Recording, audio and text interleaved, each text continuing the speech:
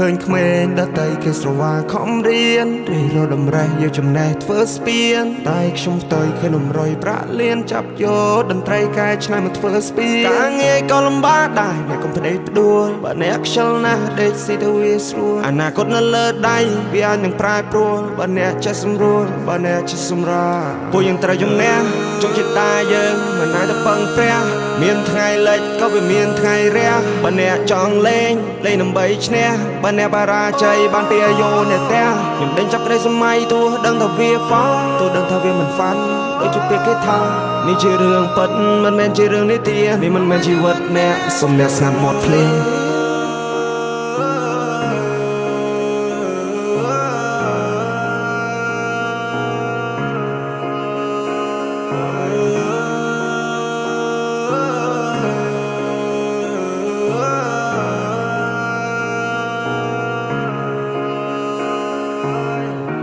ទីកន្លែងដែលมันធ្លាប់មកត្រូវផ្ដើមសារថ្មីក៏មិនຕົកសោកអស់មហិច្ឆតាតាំងពីផ្ទះមកសច្ចាខ្លួនអញបានដួលក្រោកចិត្តធំចេញក្រៅទាំងណាមេក្តៅចង់ដើរផ្សងព្រេងក៏មកជីវិតបោកបៀមຕົកយ៉ាងណាក៏នៅតែទ្រាំព្រោះចិត្តចង់រកលុយតាំងពីក្មេងទឹកភ្នែកស្រកចោះអាណិតខ្លួនឯង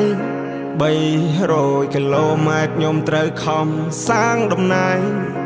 ដល់ដីថ្មីគ្មានអ្នកគេស្គាល់ត្រូវកសាងគេឈ្មោះចាំងចែងលើលោកនេះមិនមែនលំបាកតែឯងលទ្ធផលនឹងតបស្នងស្ដាយស្ដាយបើសិនជាអ្នកខំប្រឹងឈរជើងឲ្យមាននំណឹងមួយច្បាស់ដូចក្តឹងភាពក្រលំបាកខ្ញុំហឹងជីវិតគ្មាន control អល់យើងជាម្ចាស់កប៉ាល់ខ្ញុំប្រាសំលេងវាយភ្លេងដូចជាអ្នកបដាល់គ្មានឧបសគ្គណាអាចធ្វើឲ្យខ្ញុំចាល់ជីវិតនេះខ្ញុំរលេងបលលេងដូចជាបាល់ខ្ញុំជាក្មេងម្នាក់ដែលខុសពីគេជួយចិត្តយកឧបករណ៍ភ្លេងយកមកលេងទោះអ្នកដទៃគេមើលមកខ្ញុំឃើញផ្សេងតែនេះគឺជាខ្ញុំមិនជួយចិត្តសំដែងមិនជួយចិត្តខ្លាញ់ខ្លាយជួយចិត្តសាសនាដែរឲ្យគ្រួសារសប្បាយនេះជាការពិតខ្ញុំមិនដោះស្លាប់តែខ្ញុំនឹងហោះឲ្យបានឆ្ងាយមានគេសើចមានគេយំព្រោះជីវិតខ្ញុំទុកនៅលើដៃរបស់ខ្ញុំជាអ្នកអមជើងរបស់ខ្ញុំចង់ដើរស្រេចតែខ្ញុំគ្រួសារគ្មានលុយដុំតែខ្ញុំអ្នកបង្កើតលុយដោយខ្លួនឯងម៉ាក់ប៉ាខ្ញុំបង្រៀនកូនហើយឲ្យប្រឹងប្រែងជីវិតខ្លួនឯងកុំពឹងលើអ្នកដទៃប្រយ័ត្នណាពាក្យសម្ដីនិយាយច្រើនវាគ្មានន័យខ្ញុំគឺជាក្មេងម្នាក់ដែលជួយចិត្តស្មារតីចង់គេស្គាល់ឈ្មោះទេពិសិដ្ឋតាមរយៈតន្ត្រីចង់ខ្លាចទៅជាកវីដែលមានសិទ្ធិសេរីភាពពេញលេញចង់ខ្លាចទៅជាមនុស្សដែលចងចាំមិនអាចដកចេញ No one supporting me and no one believing me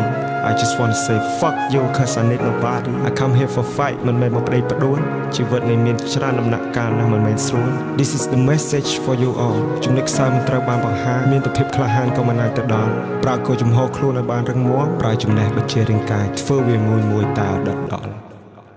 ឬអ្នកគិតថាខ្ញុំមិនអនាគតខ្ញុំជាអ្នកសម្រាប់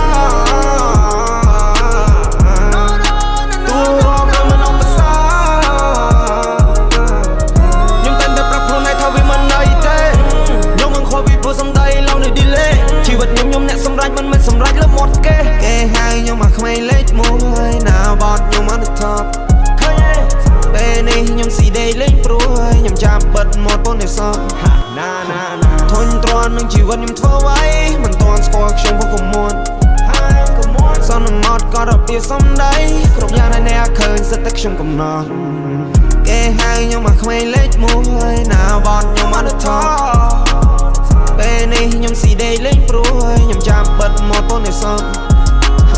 ធុញទ្រាន់នឹងជីវិតខ្ញុំធ្វើໄວមិនទាន់ស្គាល់ខ្ញុំពុកកមួនសន្មត់ក៏របៀបសំដីគ្រប់យ៉ាងដែលអ្នកឃើញសិតតែខ្ញុំកំណត់